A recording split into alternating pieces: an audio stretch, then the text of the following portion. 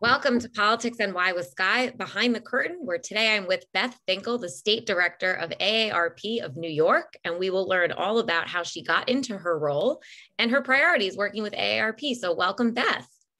Hey, Skye, great to be here today. Thanks for inviting me.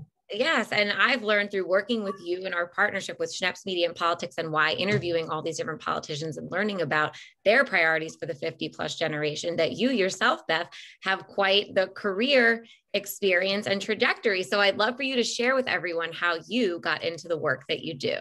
Oh, well, my previous career, they say, people have 7 or 8 different careers, but my original career was kind of not very related to what I do today, but in a way it was. I started off working for a company that wholesaled lingerie, and I was actually a sales manager for lingerie companies across the country, and traveled all around selling only the very best lingerie. It was very high quality.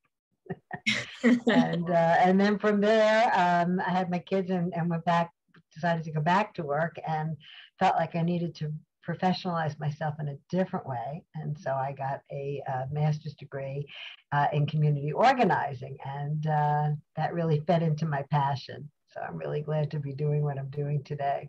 Yeah, and from there now, then you've been with AARP for how long? 25 years, 25 years. And how has the whole industry changed, and what can we look forward to now with all this exciting stuff, all the change in New York still? Well, of course, you have to look at the greater change for the 50 plus, right? The growth, the demographic growth of the 50 plus is really important. But the other piece that people don't always think about is the longevity economy, and how the 50 plus really contribute to not just to the economy, but also to the quality of life for all New Yorkers in terms of the human capital of 50 plus, right? Who are the volunteers you see everywhere you go, right? In all community organizations. I mean, pre-pandemic and once people feel safe to get out again, they will be the mainstay of keeping so many of our wonderful civic activities going. And AARP is really proud to be a part of that and to be able to talk about that, the value of the 50 plus. Yeah, the value of the 50 plus, and they're the largest voting bloc. So right. So we do have to think about that, because they have been by far the deciding voting bloc for every recent election. Certainly in the 25 years I've been at AARP, that never ever changes. The 50 plus are the most reliable voters. They're going to the polls. They always have, and they always will. So what do you think AARP members are looking to hear from our elected officials as we move forward into a new cycle with new candidates? Well, we surveyed them, and we know that certain things are very important. Safety, it was number one, actually, in the surveys that we did. They also want to know that they can have the quality of life that they want in their communities. We know that we surveyed our members forever, and we know that they want to stay in the communities that they helped build. And so that's probably the most important part of this, is that they absolutely feel like they want to live in their own homes. They want to live in their communities. They want to be able to go to their local churches, their local community groups, and their friends and neighbors and relatives. And so they want anybody elected to office to understand that they want that quality of life that helps them age in place. And don't we all want that for ourselves and for our loved ones?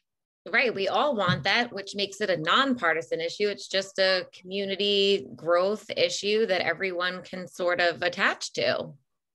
Right. And that the services are there for them, that they need to keep them in place. And by the way, it benefits New York City greatly, because then they pay their taxes, right? They pay their real estate taxes, and they pay their other taxes, and they don't take their pension and their Social Security and hightail it to another state. So we want to keep them here, because they're good for local business too. Older people are the ones that are going into the local bodegas and grocery stores and dry cleaners and everything else. So we want to keep that in place. So is there anything top of mind now coming from your office or you personally, Beth, that you will be looking forward to working on in 2022? Well, I think in 2022, we want to make sure that there is housing, quality housing for older adults, supportive housing for older adults. We want to make sure that with transportation, it's accessible. Climbing up 2 flights of stairs to the elevated train station can be very difficult. And so we need to make sure that we're making it more accessible. And as I said before, safety issues. But the most important piece, I think, is home and community-based services. People need to make sure that those services are in place for people.